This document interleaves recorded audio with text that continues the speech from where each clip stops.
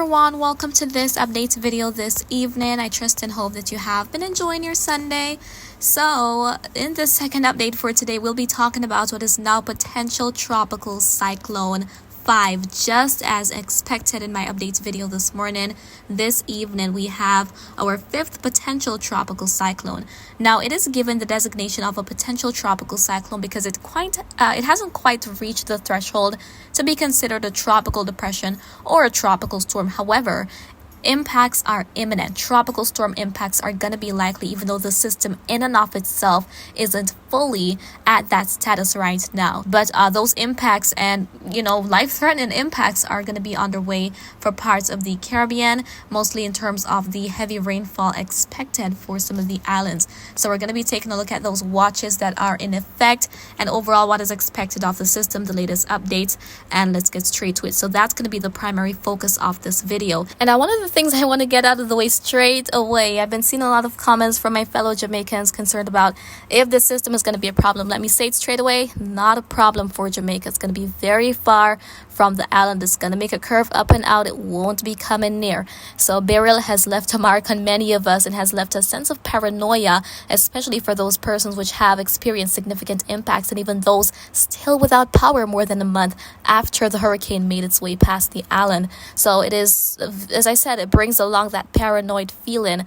But the good news for Jamaica specifically is that, hey, we're not going to be impacted by the system here. It's highly unlikely because of that curve expected of it. But we can see here on the satellite imagery here that we don't have a very defined system. It's not having a very good presentation on satellite right now because it is not in the most conducive environment. It could be fighting off a little bit of dry air. However, as it accelerates to the west-northwest, it will be encountering more conducive conditions, and with that, the chance has also been increased to 90% still through the next 7 days, 80% through 48 hours. So by the next day or two, we should have a tropical depression, and not long after, tropical storm Ernesto, and it is also expected to become a hurricane. So let's go ahead and take a look at the latest from the NHC. But first, here's what the satellite imagery is looking like for the Caribbean right now. You've got lots of showers and thunderstorms popping up this evening in parts of Jamaica, Hispaniola, Cuba, Central America, Northern South America,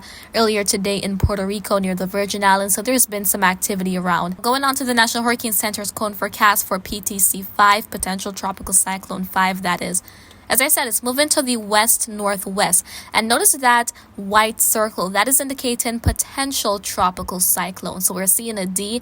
It is expected to manage to reach tropical depression status in terms of these sustained winds. And then by tomorrow afternoon, maybe it will be sustaining winds at tropical storm force. But it is expected to fully become a tropical storm early on Tuesday as it approaches the Lesser Antilles. So as I highlighted in this morning's update as well, the Leeward Islands would be the first to experience impacts from the system, and the areas that you're seeing highlighted in yellow are those under that tropical storm watch. So a tropical storm watch is in effect for Guadeloupe, St. Kitts and Nevis, Montserrat, Antigua, Barbuda, Anguilla, St. Martin, Saba, St. Eustatius. Those areas are all under a tropical storm watch. So it means tropical storm conditions are going to be possible within 48 hours or 2 days. And interests elsewhere in the Leeward Islands, British and U.S. Virgin Islands, and Puerto Rico should monitor the progress of PTC 5. And we could see some additional watches being posted by tonight or early tomorrow. So again, it is expected to eventually become Tropical Storm Ernesto before it would bring those tropical storm impacts to the Leeward Islands. So again, the aforementioned islands are all under a tropical storm watch. Now, in terms of the tracks, I want to point out something here. So we're seeing a little bit of an eastern shift in what the models are forecasting. We saw a little bit more models taking this more towards Puerto Rico or even the Dominican Republic, but the tracks are getting a bit tighter on a track generally to the west-northwest and then a turn up to the north. So the Leeward Islands, Lesser Antilles, definitely going to be feeling impacts. Virgin Islands, it's going to be pretty likely and definitely possible for Puerto Rico. So fortunately, the system here is not expected to move right through the Caribbean, but because of the weakening in the steering mechanism to the north, the subtropical high-pressure system, that is going to be the reason it makes that curve up and out. Because if we were talking about a system that wasn't going to be displaced or weakened, then the system would be on a more westward track. However, the weakening expected in the high and the displacement of it further east will allow the system a leeway to make its curve up and out. And then eventually other areas down the road, such as Bermuda, will definitely have to be keeping watch for a potential hurricane. So NHC is forecasting a hurricane to be coming to the system maybe by Wednesday, the middle of the week. That's going to be the time when it could acquire those hurricane characteristics and be classified as such. Regarding the intensity forecast now, here we have the models on the intensity guidance, and we can see here that we have all of them expecting that, hey, this will become a tropical storm, and most expect a hurricane. Quite a few are showing that this will eventually become a Category 3 hurricane, maybe by later this week. We have that one model taking it near Cat 4 status, which is not at all impossible. So there is some dry air around, which may be the culprit as to why it has a messy appearance on satellite, although it is expected to be looking a lot better by tomorrow and even on Tuesday. But with the dry air around, even though the sea surface temperatures are very warm and the wind shear is not too bad, those upper level winds aren't too bad right now in the vicinity of it. Once we have the dry air intrusion, that is going to be making it have a little bit of a struggle out there, which is kind of what we're seeing evidently on the satellite imagery. But as I said, as we head into tomorrow, we should see it gradually improving in its structure and organization, especially as it overall gains intensity. But in terms of the impacts, what is to expect, especially in the areas under a tropical storm watch?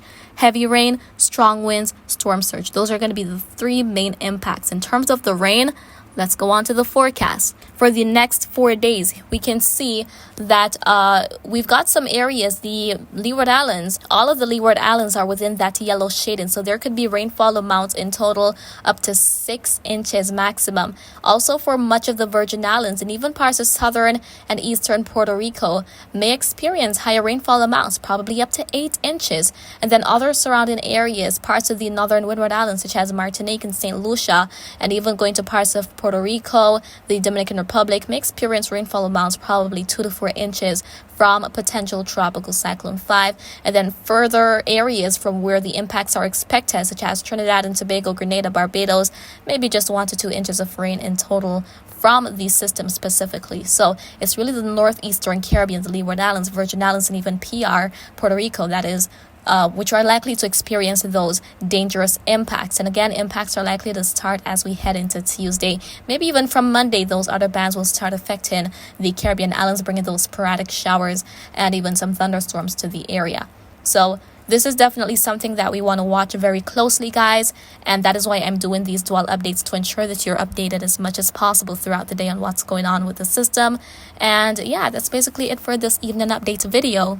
And I do hope you found it to be very informative. However, if you have any questions, please feel free to leave them in the comments. I'll get to you when I have the chance to do so. And remember to always be weatherwise.